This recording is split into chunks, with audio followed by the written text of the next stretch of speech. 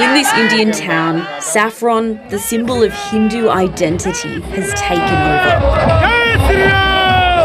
To these voters, Prime Minister Narendra Modi and his government are like gods. Yogi and Modi, they are not human. They are rebirth as a god, like Krishna and Rama. So that's what actually I worship them. The upcoming election in Uttar Pradesh, India's most populous state, is underway, and Modi is out campaigning for a Hindu hardline monk, Yogi Adityanath, to win another term as the state's leader. Har Har Gange! Har Har Gange! Har Har Mahadev! The largest democracy in the world is facing deep divisions along religious lines. 80% of Uttar Pradesh is Hindu, about 20% is Muslim, roughly resembling the makeup of the rest of the country. I'm a big fan of Modi, but not only Modi, I'm a big fan of Modi rules because he is making our future, means our kids' future. He's making our Hindustan. So, Jai Shri Ram! Jai Jai Shri Ram! Yogi Adityanath is the first holy man to gain so much political power in India. Yogi has many right-wing international fans. One of them is controversial Australian MP Craig Kelly, who praised the Hindu monk for giving out ivermectin as a cure for COVID, even though it's not proven to work. And Yogi's had a history of making misleading statements about India's Muslim community, emboldening his supporters. This election will be 80 versus 20. 80% will support one side and 20% the other side. This is the first time Hindus, they know where they stand. They want to come forward now. They have the strength because of Yogi. This rally has started with a focus on more secular policies, things like housing, food, the economy. Now there's been a very clear shift to the BJP's Hindu nationalist agenda. And in this small town, which is a stronghold of the government's, you can just feel the passion, even the worship for that idea of Hindu dominance.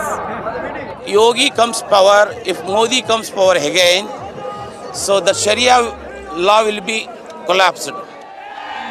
When Modi first became Prime Minister in 2014, he managed to unite several groups among India's hugely diverse population.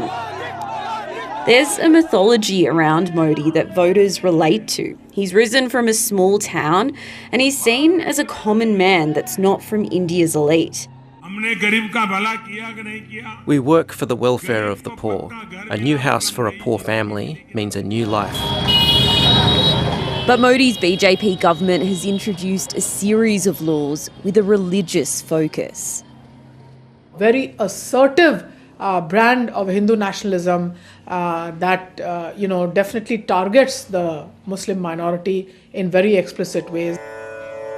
In Uttar Pradesh, the BJP has introduced penalties for people who kill the holy cow and jail terms for Muslim men accused of converting Hindu women to Islam. There were incidents where people had been targeted physically, violently, often leading even to the loss of life.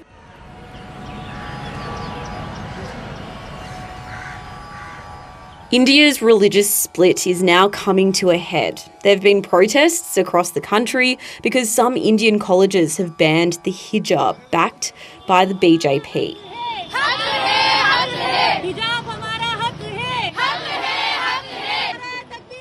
This is not just a headscarf to cover my hair, but rather it's kind of modesty, liberation, and I believe that one have the right to choose what they want to. Young Muslim women are fighting the hijab ban in India's courts, saying it breaches their constitutional right to freedom of religion. There is a persistent persecution of minority communities in this country. But Yogi isn't making any attempts to calm the tension. He supports the ban. This is their own choice what they want to wear or not. But dress code must be followed in schools. It is about discipline in schools.